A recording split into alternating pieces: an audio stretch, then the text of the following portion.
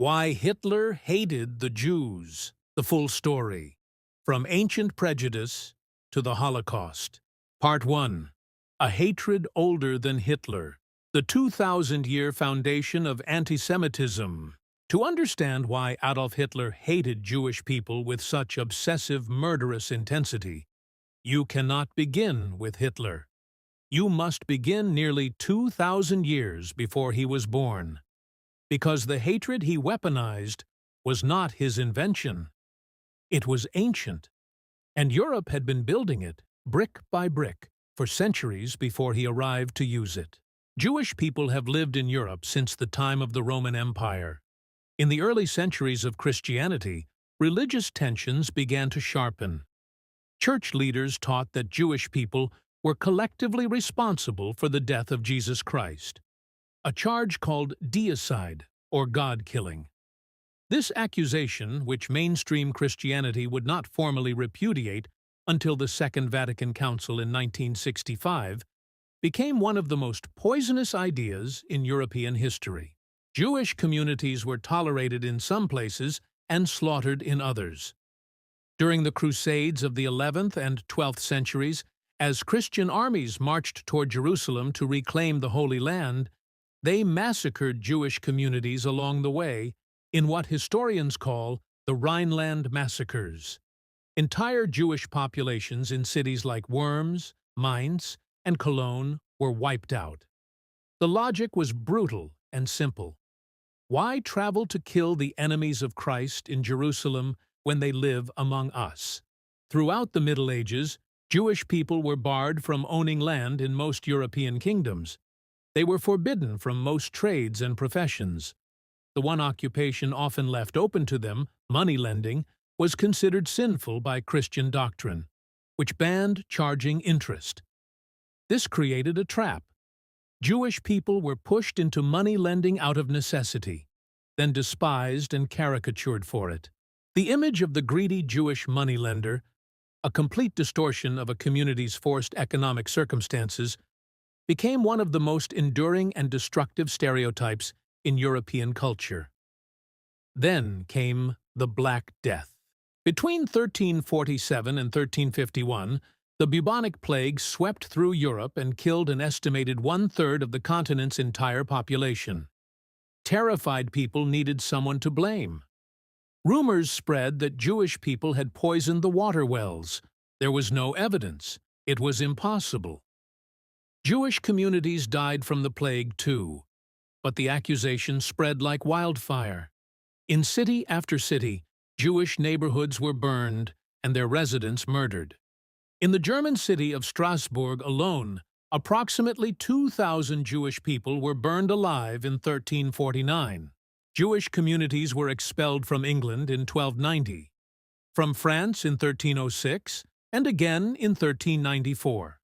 From Spain in 1492, the same year Columbus sailed, in an event called the Alhambra Decree, forcing roughly 200,000 Spanish Jews to leave within 4 months or face death. They were expelled from Vienna in 1421, from Cologne in 1424, from Bavaria in 1442. Over and over again, Jewish communities rebuilt, were tolerated briefly, then expelled again when convenient. There was also a twisted conspiracy theory circulating in European folklore: the blood libel. It claimed that Jewish people kidnapped and murdered Christian children to use their blood in religious rituals. It was completely invented. It had no basis in Jewish law, theology, or practice. But it was believed and repeated for centuries, and it led to countless murders and pogroms, organized mob attacks on Jewish communities. By the time Europe entered the modern era, anti-Semitism had been normalized across the continent for over 1,000 years. It was in the sermons of churches, the pages of folklore, the caricatures of newspapers. Hating Jewish people was, for many Europeans, simply part of the cultural wallpaper. Part 2. The Scientific Hatred. 19th Century Racial Anti-Semitism. In the 19th century, anti-Semitism transformed. It put on the costume of science. The Enlightenment had brought ideas of reason and equality. Many Jewish people across Western Europe had been formally emancipated, granted legal rights, allowed to vote, enter professions, attend universities. For a moment, it seemed the old hatred might fade. It didn't. It evolved. New thinkers took the old religious hatred and gave it a biological justification. They argued that Jewish people were not merely practitioners of a different faith. They were a different and inferior race. This was racial anti-Semitism. It was crucial because it made the hatred inescapable. A Jew who converted to Christianity could be forgiven under religious anti-Semitism, but under racial anti-Semitism, there was no escape. Your blood made you who you were. Forever. German journalist Wilhelm Marr coined the term antisemitism in 1879, founding the Anti-Semites League. He wrote pamphlets claiming that Jewish people were winning a struggle for domination of German society. French writer Arthur de Gobineau wrote an essay on the inequality of the human races, constructing a racial hierarchy that placed Aryans, his term for Germanic Northern European peoples, at the top. Houston Stewart Chamberlain, a British-born author who became a German citizen, wrote Foundations of the 19th Century in 1899, which became one of the most widely read books in Germany. It argued that all of civilization's great achievements came from the Aryan race, and that Jewish people were an alien, destructive force within European civilization. Kaiser Wilhelm II loved the book. Hitler later called Chamberlain one of his greatest inspirations. Meanwhile, in 1903, a Russian secret police forgery called The Protocols of the Elders of Zion was published and spread across Europe. It claimed to be the secret meeting minutes of Jewish leaders planning to take over the world. It was a complete fabrication, but it was translated into dozens of languages and believed by millions, including Henry Ford in America, who distributed 500,000 copies.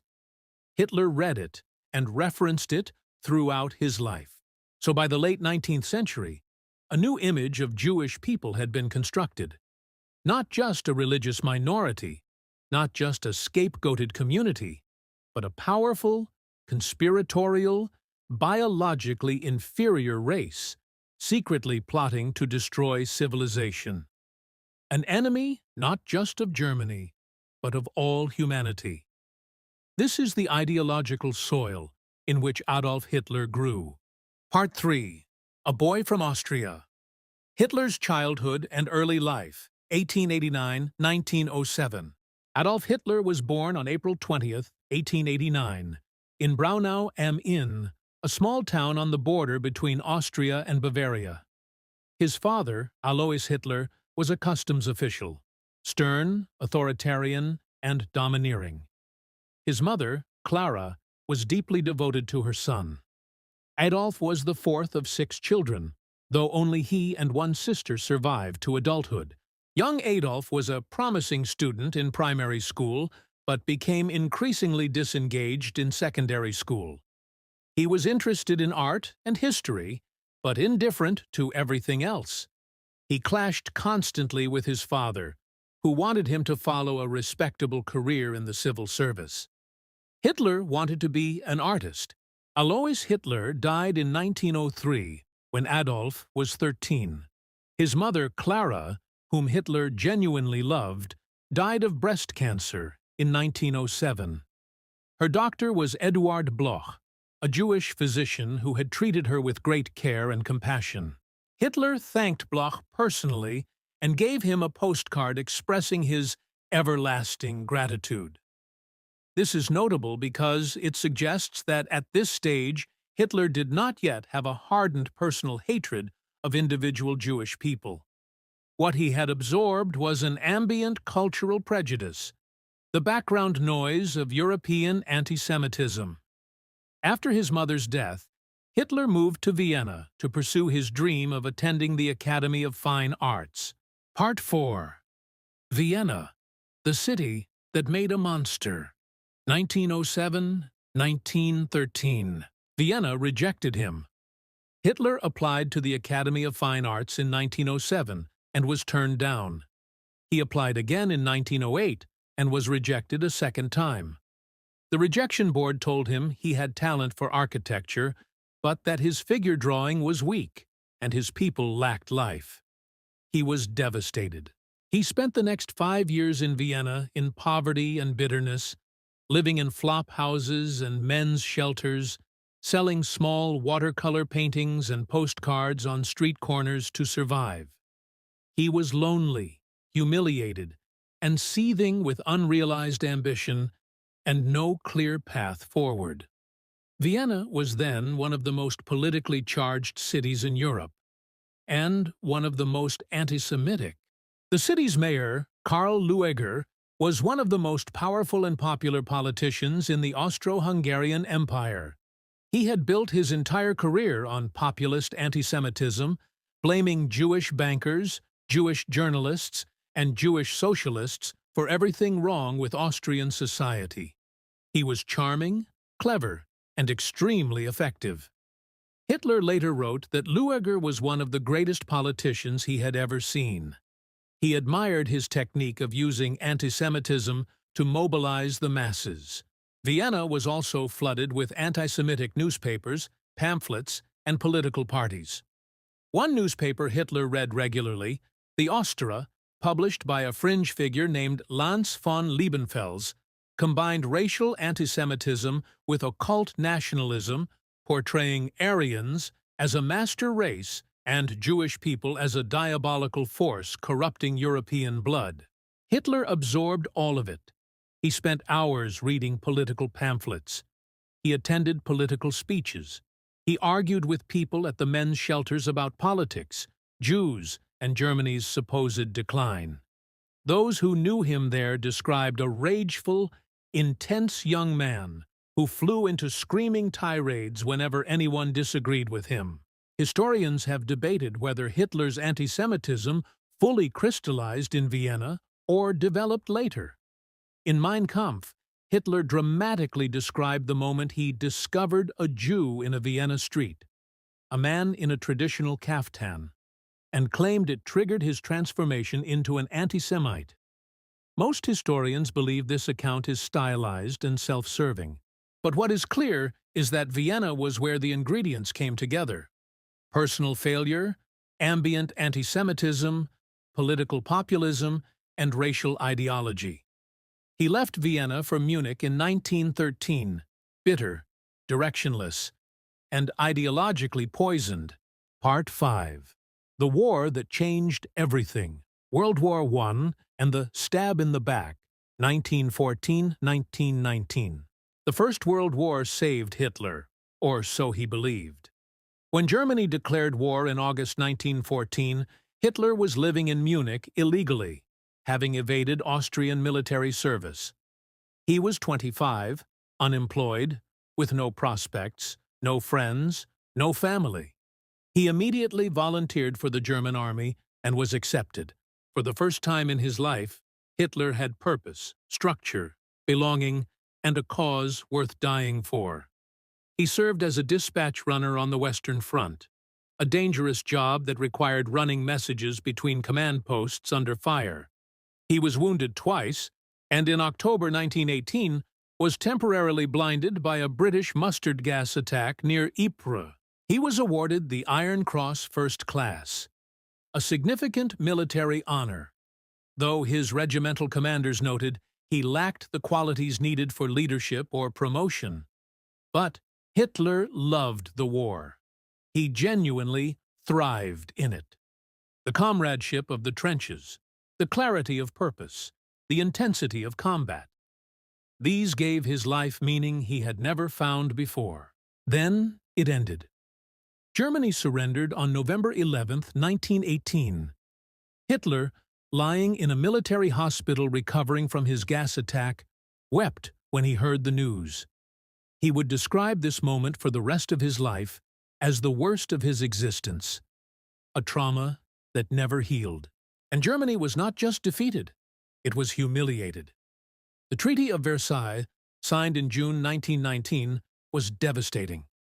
Germany lost 13% of its territory and 10% of its population. The army was limited to 100,000 men. Germany was forced to accept sole blame for the war, the infamous war guilt clause. Germany was ordered to pay 132 billion gold marks in reparations, an almost incomprehensible sum. Germans were outraged, and the army's leadership, desperate to avoid accountability for a war they had mismanaged, invented a story. The Dolchstoßlegende, the stab-in-the-back myth, claimed that Germany had not been defeated on the battlefield. The German army had been stabbed in the back by traitors at home. Communists, socialists, war profiteers, and above all, Jews. The story was that Germany's civilian, Jewish-influenced leaders had sabotaged the war effort from within, surrendering when Germany was on the verge of victory. It was a lie. Germany had been genuinely and decisively losing the war by 1918. The military knew it. But the lie was politically useful and psychologically necessary for a humiliated nation. Hitler embraced it completely and absolutely. It explained everything. It made the defeat not Germany's fault, but their fault. The Jews, the communists, the traitors. It was the match that lit his obsession into a true inferno. Part 6. The Making of a Demagogue, Munich, the Nazi Party, and Mein Kampf, 1919 to 1925. After the war, Hitler stayed in Munich and was recruited by the army to spy on small political groups. They were worried about communist and socialist infiltration. In September 1919, he was sent to observe a tiny group called the German Workers' Party. He went expecting to dismiss it. Instead, he stood up and gave an impromptu speech. The audience was electrified. Hitler had discovered his superpower. He was one of the most extraordinary public speakers of the 20th century.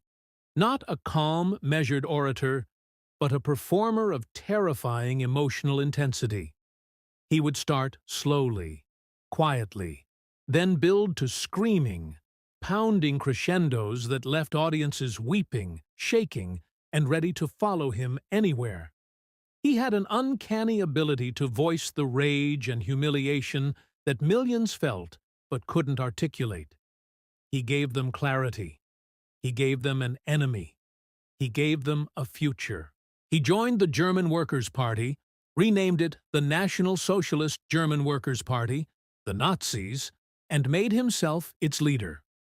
In November 1923, drunk on early success and inspired by Mussolini's recent march on Rome, Hitler attempted a coup in Munich, the Beer Hall Putsch. He and his followers marched on the Bavarian government, planning to seize power and march on Berlin. The police opened fire. 16 Nazis died. Hitler was arrested. At his trial, he turned the proceedings into political theater, delivering long speeches about Germany's betrayal. He was convicted of treason and sentenced to 5 years in prison. He served 9 months. In prison, he dictated his autobiography and manifesto, Mein Kampf, My Struggle.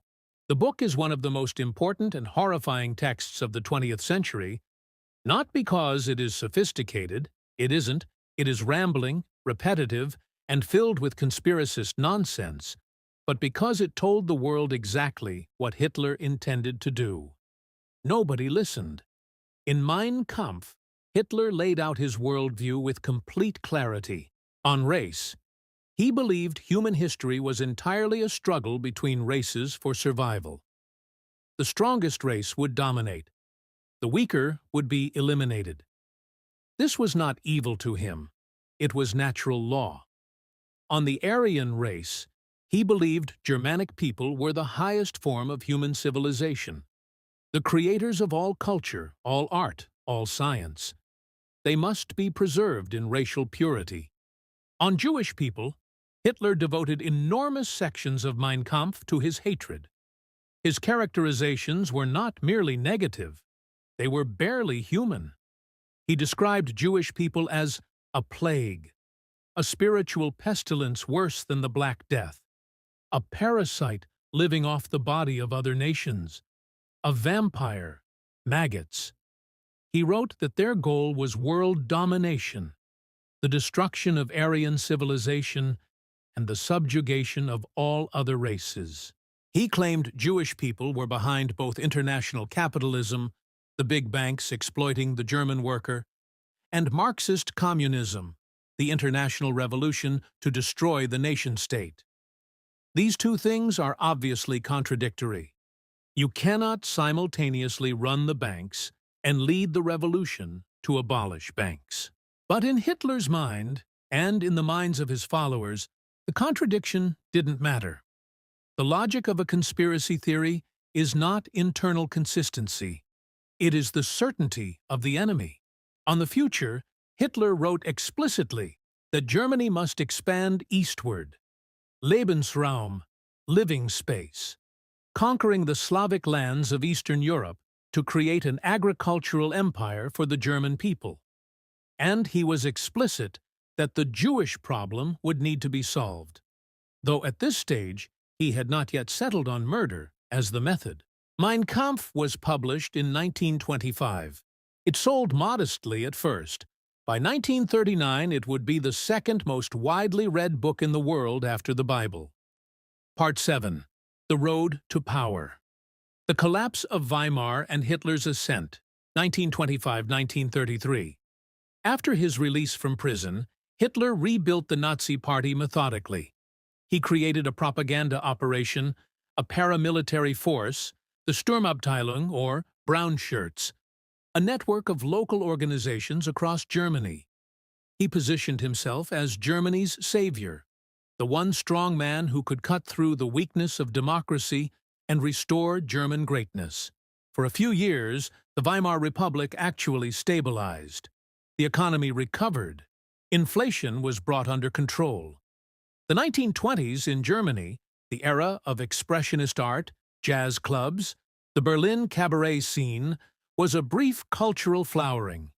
The Nazis were a fringe party. In 1928, they won only 2.6% of the vote. Then, the Great Depression hit.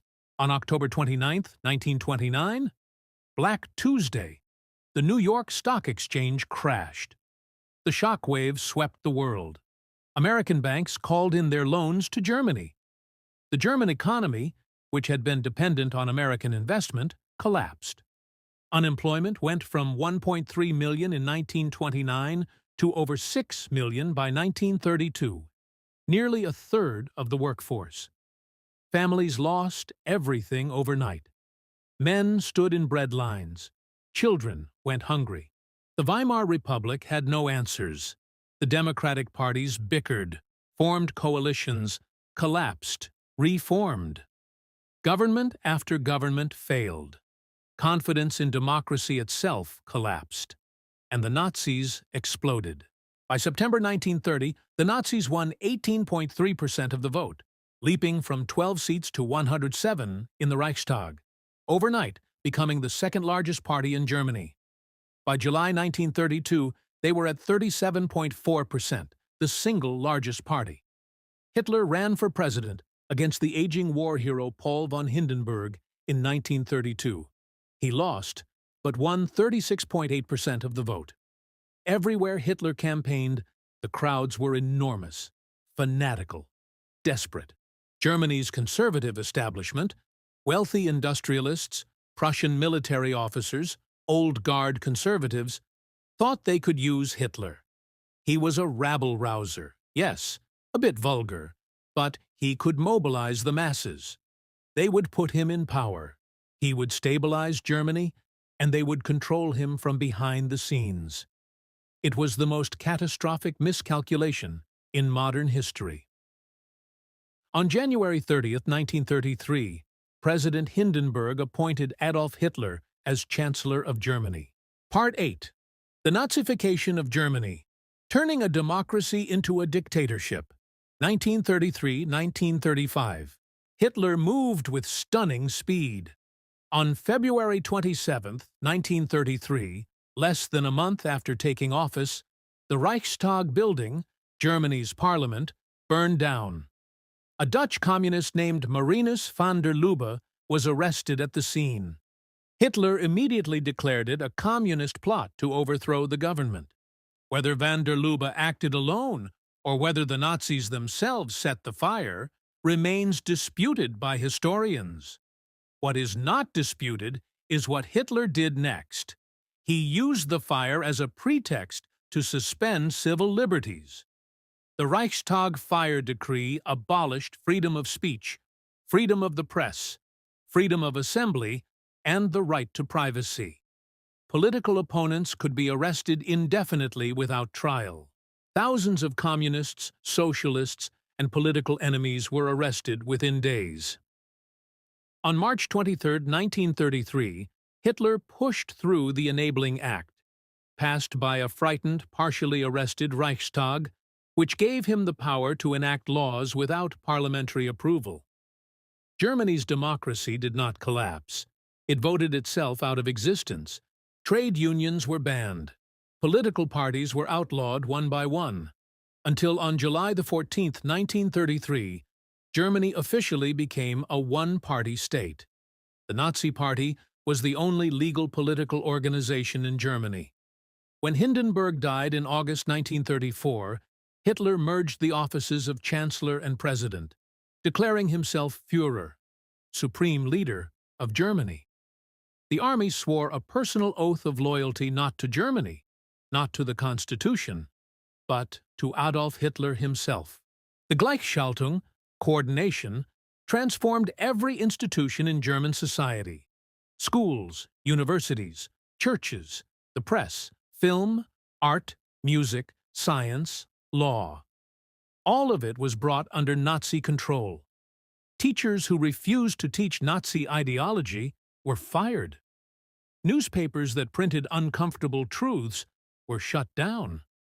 Books considered un-German, including works by Jewish, communist, and pacifist authors, were burned in massive public bonfires. And for Jewish people, the nightmare began. Part 9. The persecution begins boycotts, laws, and violence. 1933–1938. The persecution of German Jews was not a single event. It was a systematic, escalating campaign that proceeded in stages over 12 years, each stage making the next one possible. April 1, 1933, the boycott. Just 2 months after taking power, the Nazi government organized a nationwide boycott of Jewish-owned businesses. Brown shirts stood outside Jewish shops with signs reading, "Germans, defend yourselves. Don't buy from Jews." Star of David symbols were painted on storefronts. Jewish doctors, lawyers, and judges were harassed. It was the public declaration that Jewish people were enemies of the German nation. 1933–1934. Professional exclusion.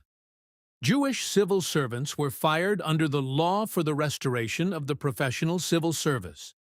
Jewish doctors were removed from the national health insurance system. Jewish lawyers were disbarred. Jewish teachers were dismissed. Jewish judges were expelled from the courts. In 1 year, Jewish people were effectively removed from public life. 1935. The Nuremberg Laws. This was the crucial legal foundation of persecution. Announced at the annual Nazi Party rally in Nuremberg in September 1935, these laws redefined German society along racial lines. The Reich citizenship law stripped Jewish people of German citizenship. They were now subjects of the state, not citizens. They had no political rights. The law for the protection of German blood and German honor banned marriage and sexual relations between Jews and non-Jews. It criminalized the very idea of Jewish people as full members of German society. A supplementary decree defined who was Jewish. Anyone with 3 or 4 Jewish grandparents was Jewish. 2 Jewish grandparents made you a half-breed. Even people who had never practiced Judaism, who considered themselves entirely German, who had fought for Germany in the war, were reclassified as racial enemies. Tens of thousands of families were torn apart. Mixed couples were criminalized.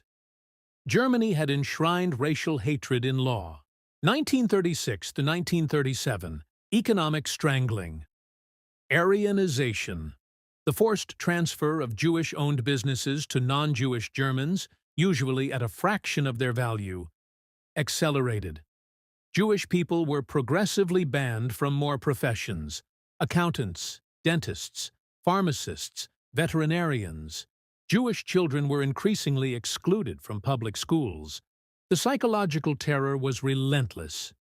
Jewish people could not swim in public pools, sit on park benches, or attend cultural events. Their passports were marked with a red J. All Jewish men were required to add Israel to their names. All Jewish women, Sarah, to make their identity immediately visible on any document. Part 10. The Night of Broken Glass. Kristallnacht, November 9 to 10, 1938. On November 7, 1938, a 17-year-old Jewish teenager named Herschel Grinspan walked into the German embassy in Paris and shot a diplomat named Ernst von Rath. Grinspan had just learned that his family had been among the 12,000 Polish-born Jews expelled from Germany in a brutal deportation, dumped at the Polish border in the rain, their possessions confiscated. Von Rath died 2 days later. The Nazis used his assassination as a pretext. On the night of November 9, 10, 1938, coordinated attacks erupted across Germany, Austria, and the Sudetenland. What the Nazis staged as a spontaneous outpouring of German anger was in reality a carefully organized pogrom. Over the course of one night, more than 7,500 Jewish-owned businesses were destroyed. 2,400 synagogues were burned or demolished. Jewish homes, hospitals, and schools were ransacked. At least 91 Jewish people were killed directly, with many more dying in the following days. 30,000 Jewish men were arrested and sent to concentration camps. Dachau, Buchenwald, Sachsenhausen. The streets were covered in broken glass from smashed windows. The Nazis called it Kristallnacht, Crystal Night, or Night of Broken Glass. It was a euphemism that made mass violence sound beautiful. And then, in a grotesque addition, the Nazi government fined the Jewish community 1 billion Reichsmarks for the damage they had caused by being attacked. The world noticed. Foreign newspapers condemned the violence, but no country meaningfully intervened. No country opened its doors. The message the Nazis received was that they could go further. After Kristallnacht, the pace of persecution accelerated dramatically. Jewish emigration, which the Nazis had been trying to encourage, turned to desperation. Hundreds of thousands tried to leave. Many could not. Countries imposed immigration quotas. The famous voyage of the MS St. Louis in 1939, a ship carrying 937 Jewish refugees fleeing Germany, which was turned away by Cuba, the United States, and Canada, forcing the passengers to return to Europe, where many would later die in the Holocaust, showed the world what Jewish people were facing, and showed the Nazis that the world would not stop them. Part 11. War and the Decision to Murder. From Persecution to Genocide, 1939–1941. On September 1, 1939, Germany invaded Poland. The Second World War began. The invasion brought 2 million Polish Jews under Nazi control. The Nazis herded them into sealed urban ghettos. The Warsaw Ghetto, the Oder-Odatit Ghetto, the Krakow Ghetto. Walled enclosures where Jews were forced to live in catastrophic overcrowding, on starvation rations, surrounded by disease. Tens of thousands died of hunger and disease in the ghettos before the Nazis even began the systematic killings. On June 22, 1941, Germany invaded the Soviet Union in Operation Barbarossa, the largest military invasion in history. It was, for Hitler, more than just war. It was a racial war. The Slavic peoples of the Soviet Union were, in Nazi ideology, Untermenschen, subhumans, and the Soviet state was, according to Hitler, a creation of Jewish Bolshevism. He ordered his commanders to fight without mercy and without the rules of conventional warfare. Following directly behind the advancing German army were the Einsatzgruppen, special mobile killing squads. Their mission was explicit: kill all Communist Party officials and kill all Jews. The Einsatzgruppen moved from village to village across the Soviet Union. They would round up the Jewish population, march them to a field or forest at the edge of town, order them to dig mass graves, and shoot them. Men, women, children, elderly, all of them. The killing was industrial in its scale and intimate in its method. Soldiers shot people at close range, one by one, while those waiting their turn watched. Some killers found the psychological toll too great, not morally, but in terms of efficiency and morale. Heinrich Himmler, head of the SS, visited a mass shooting in Minsk and was reportedly disturbed by the spectacle. He ordered his engineers to find a more efficient method. The most infamous single killing was Babi Yar, a ravine outside Kiev in Ukraine. On September 29-30, 1941, SS units and their collaborators shot 33,771 Jewish people in 2 days. In 2 days, it remains one of the largest mass shootings in history. By the end of 1941, the Einsatzgruppen had killed approximately 500,000 to 800,000 people, mostly Jews. But this was just the beginning. Part 12. The Final Solution. The Wannsee Conference and the Death Camps, 1942-1945. By late 1941, the Nazi leadership had made a decision of incomprehensible evil: the total, systematic, industrial extermination of every Jewish person in Europe. They called it the Endlösung der Judenfrage, the final solution to the Jewish question. On January 20th, 1942, 15 senior Nazi officials gathered at a villa on Lake Wannsee, outside Berlin, for what appeared on paper to be a routine government meeting. SS General Reinhard Heydrich, described by Hitler as the man with the iron heart, chaired the meeting. Adolf Eichmann took the minutes. The meeting lasted about 90 minutes. They served lunch.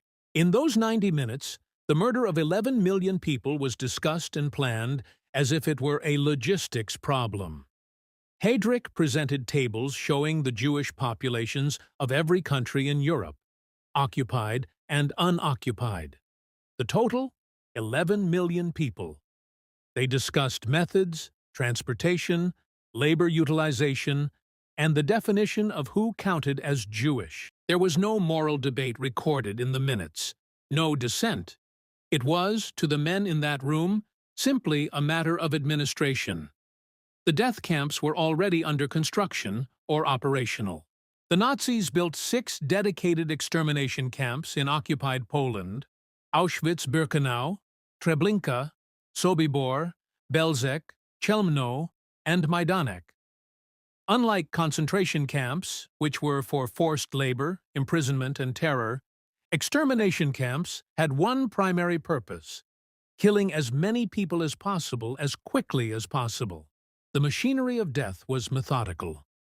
Jewish communities across occupied Europe, Poland, France, the Netherlands, Belgium, Greece, Hungary, Italy, were told they were being resettled in the East. They were ordered to pack belongings as if moving to a new home. Families boarded cattle trains, crammed in with dozens of others.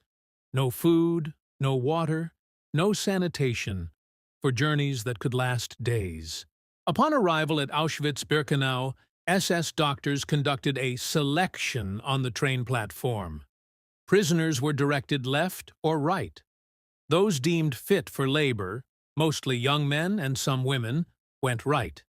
Everyone else, the elderly, children, mothers with young children, anyone the doctors judged unable to work, went left. Those who went left were told they would shower. They were given soap and told to remember their hook number to find their clothes afterward. They were led into a room that looked like a shower facility. The doors were sealed. Zyklon B, a commercial pesticide, was dropped through holes in the ceiling. Death took between 15 and 20 minutes. The bodies were taken to crematoria and burned. The hair of the dead was shaved and used for industrial purposes. Gold from dental fillings was extracted and melted down. Shoes, clothing, eyeglasses, and prosthetic limbs were sorted and reused. Auschwitz-Birkenau alone processed more than 1 million victims, approximately 90% of them Jewish. On the busiest days in 1944, the camp's crematoria could burn over 4,000 bodies in 24 hours. They could not keep up with the killing. At Treblinka, roughly 700,000 to 900,000 people were murdered in 13 months. Across the 6 extermination camps, the Nazis killed approximately 2.7 million Jewish people. Together with the Einsatzgruppen shootings, the deaths in ghettos, and killings in other camps and prisons, the total number of Jewish people murdered by the Nazi regime was approximately 6 million. 2/3 of all Jewish people in Europe. Among them, 1 million children. Part 13. Who Let It Happen? The Role of Ordinary People. One of the most disturbing aspects of the Holocaust is that Hitler did not do this alone. He could not have. The Holocaust required the participation of hundreds of thousands of ordinary Germans and collaborators across occupied Europe. It required railroad workers to schedule and operate the trains. It required bureaucrats to process the paperwork. It required police officers to round up their neighbors. It required guards to run the camps. It required mayors and local officials to identify Jewish residents. It required companies like IG Farben to manufacture Zyklon B, and companies like Topf and Sons to design and install the industrial crematoria. Most of these people were not sadists or fanatics. Historian Christopher Browning's landmark study, Ordinary Men, examined Reserve Police Battalion 101, a unit of middle-aged German men, too old for regular military service, many of them working class, with no particular Nazi fervor. They were given a choice. Those who found the shooting of Jewish civilians too difficult could be reassigned to other duties. Very few asked to be reassigned. Why? Social pressure, the fear of seeming weak in front of comrades, obedience to authority, careerism, gradually numbing desensitization, and years of propaganda that had told them the people they were killing were not fully human. Hannah Arendt, covering the trial of Adolf Eichmann, the SS bureaucrat who coordinated the transportation of millions to the death camps, coined the phrase, the banality of evil. Eichmann was not a screaming fanatic. He was a bureaucrat, meticulous and efficient. He was doing his job. And in doing his job, he helped murder millions. The complicity extended beyond Germany. Across occupied Europe, local police forces participated in roundups. Neighbors informed on Jewish families in hiding. Collaborationist governments in France, Vichy, Hungary, Romania, Croatia, and elsewhere actively assisted with deportations. And the bystanders, the countries that watched and did little, were complicit in their own way. The United States, Britain, and other Allied governments had intelligence about the death camps as early as 1942. They chose not to bomb the rail lines leading to Auschwitz, a decision that has been debated and condemned by historians ever since. Part 14. The End, Liberation, and the Reckoning. 1944–1946. By 1944, Germany was losing the war on all fronts. Allied forces had landed in Normandy. Soviet forces were pushing west. Germany's empire was collapsing. Even as the military situation deteriorated, the killing continued. Deportations from Hungary, the last major remaining Jewish community in occupied Europe, began in May 1944. In 56 days, over 437,000 Hungarian Jews were deported to Auschwitz. More than 75% were gassed on arrival. As Allied forces advanced, the Nazis attempted to destroy evidence of their crimes. Gas chambers and crematoria were demolished. Mass graves were exhumed and burned. Surviving prisoners were marched in death marches westward through winter snow. Tens of thousands dying of exposure, starvation, and execution. On January 27, 1945, Soviet forces liberated Auschwitz-Birkenau. They found 7,000 surviving prisoners, human skeletons, barely alive.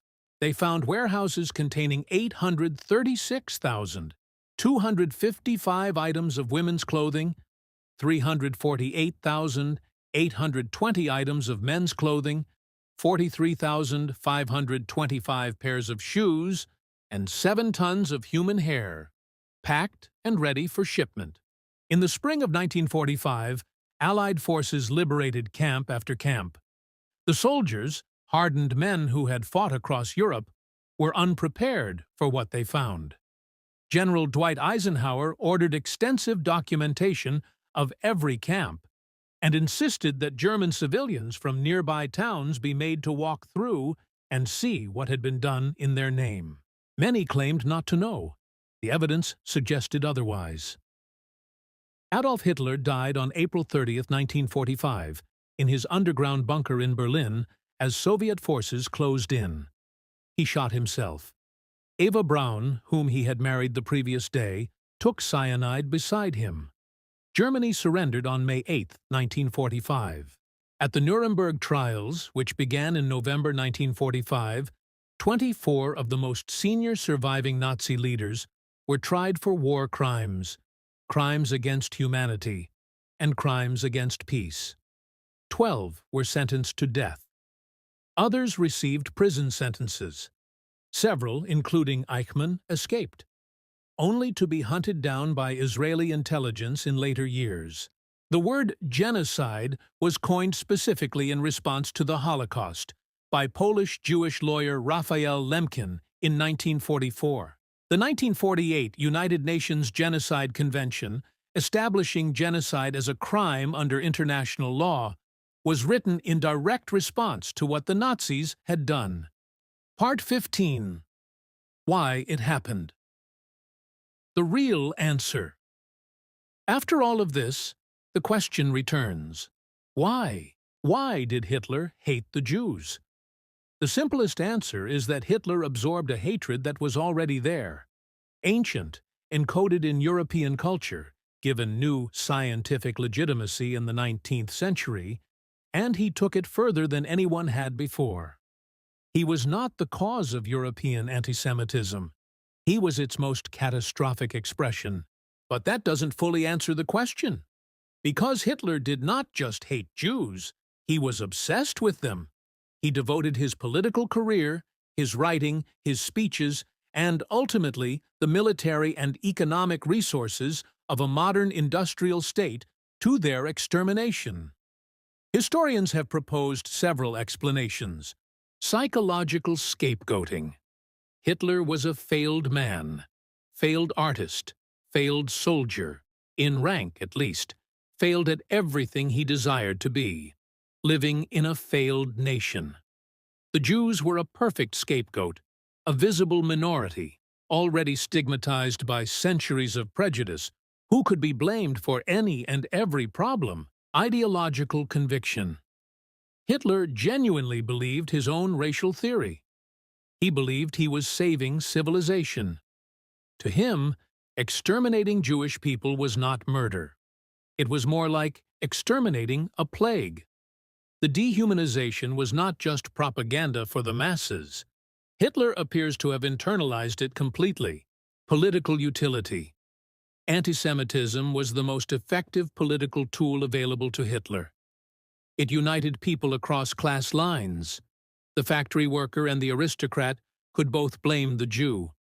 It provided an explanation for every German grievance. It made Hitler feel necessary, the logic of escalation. Once you define an entire group as subhuman enemies, logic leads you somewhere terrible. If the Jews are a plague destroying civilization, then half measures are irresponsible. The only solution is total. The Holocaust teaches us something devastating about human nature. That ordinary people, given the right conditions, economic catastrophe, national humiliation, charismatic demagogues, years of dehumanizing propaganda, and the social pressure of conformity, can participate in atrocities they would have once found unimaginable. And it teaches us that hatred of this kind does not arrive suddenly. It arrives slowly, in jokes, in laws, in newspaper caricatures, in the gradual acceptance of the unacceptable, in silence, when silence becomes complicity. The Holocaust did not begin with gas chambers. It began with words. The 6 million Jewish people murdered in the Holocaust are not statistics. They are Dr. Janusz Korczak, the beloved children's author and educator in Warsaw, who refused to abandon the orphans in his care and walked with them to Treblinka. They are Anne Frank, the 15-year-old girl in Amsterdam who wrote in her diary about wanting to be a writer, who died of typhus in Bergen-Belsen weeks before liberation. They are the 1 million children who never became adults, who never had the chance to live their lives. Elie Wiesel, who survived Auschwitz and Buchenwald and spent his life bearing witness, said, "The opposite of love is not hate, it's indifference." The lesson of the Holocaust is not simply that Hitler was a monster, though he was. It is that monsters are made possible by systems, by ideology, by ordinary people who look away, by the slow normalization of hatred, by the question, "Why do you care?" when a neighbor is taken away. The phrase, "never again," is not a historical observation. It is a commitment, a demand we make on ourselves and on each other, to recognize the warning signs before they reach the gas chambers, to speak when it is uncomfortable, to refuse to dehumanize, to remember that every targeted minority, every scapegoated community, every group described as less than human is a society on a path that has been walked before, and that led somewhere no civilization should ever go again.